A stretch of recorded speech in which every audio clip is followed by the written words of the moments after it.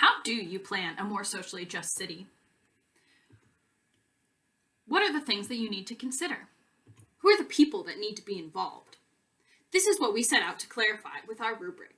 We wanted to create a tool that could be used to evaluate existing plans and programs, but also one that could be used as a guide in the planning process. We divided our rubric into two overarching categories: process and outcome. Process refers to how the initiative was created, while outcome looks at the results of the initiative. For each category, we have 3 guiding questions taken from a simple who, what, when, where, why, and how framework. Who are the people involved in the planning process? Who are those most impacted? Rnsteins' ladder of citizen participation is useful for determining the level of inclusiveness in the planning process, as an equitable initiative should strive to fall within the degrees of citizen power rungs. Public participation that falls within tokenism or non-participation is most likely not going to yield an equitable result. Questions of when contextualize the process. Is there relevant historic context, and was it considered? Is it an appropriate time, socially or politically, to implement these changes? Why asks about the motivation behind the initiative. Why is it being undertaken? Is there research that supports the implementation of the initiative? What looks at the goals and objectives of the initiative. Are there inequities that are being addressed? Is the initiative justified in its intervention? Where examines the geographic location of the initiative. Is it a place-based intervention?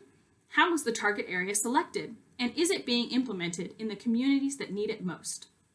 And lastly, how looks at the methods used in the initiative to bring about the desired change. How will it be implemented? And is it being implemented equitably? The program will be scored on a scale from -2 to 2 on each of these questions, with negative numbers increasing inequity, 0 being neutral or providing no change to the community, and positive numbers decreasing inequity. Let's look at a local housing mobility program as an example.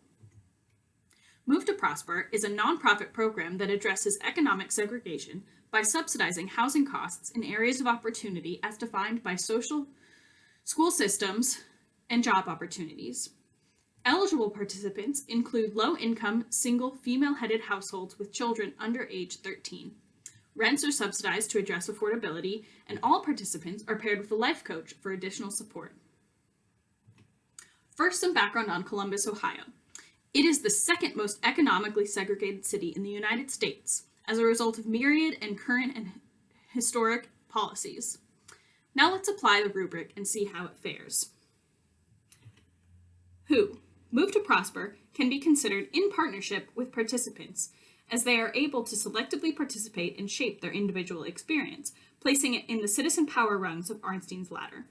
Additionally, there is a clear justification for the eligibility to participate, with the program filling in gaps from federal housing funding.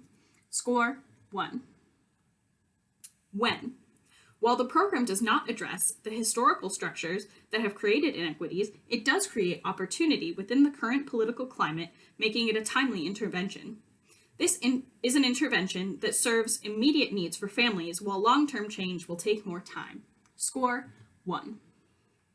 Why? Move to Prosper provides strong quantitative and qualitative data to justify the need for the program.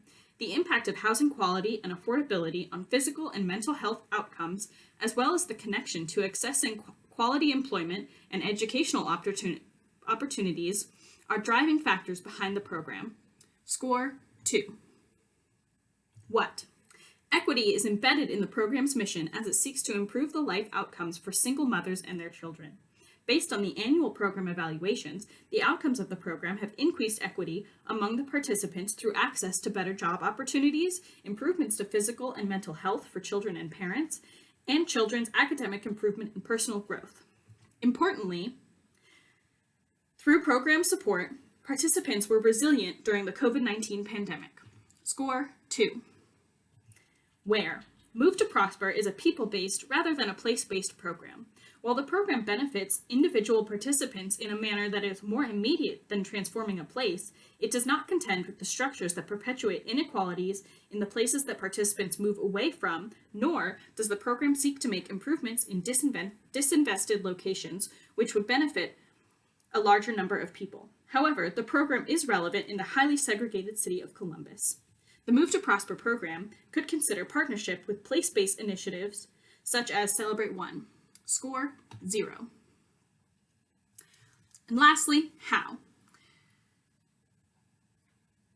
Overall, the program actions are equitable for participants, but the impact is limited as only 10 families participated in the pilot. The criterion explores how equitable the actions are, as well as the positive and negative externalities of the program. However, the negative externalities, including breaking local and social ties and the challenges of integration into a new community, must be considered. Score 1. In the 3 years since its inception, Move to Prosper has made great strides in its goal to stabilize single female-headed households. The results have continuously been updated to better accommodate the needs of families being served. Applying this rubric to Move to Prosper program highlights the strengths and opportunities of the program's ability to foster equity and demonstrates how we think about equity in terms of applied programs, policies, and plans.